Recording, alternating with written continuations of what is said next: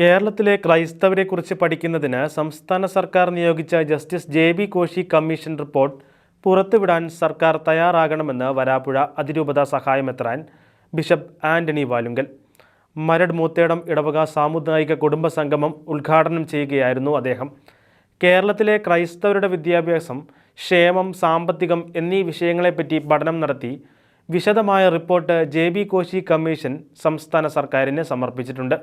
284 ശുപാർശകൾ ഈ റിപ്പോർട്ടിൻ്റെ അടിസ്ഥാനത്തിൽ നടപ്പിലാക്കണമെന്നാണ് ജസ്റ്റിസ് ജെ.ബി. കോശി കമ്മീഷൻ നിർദ്ദേശിച്ചിരിക്കുന്നത്.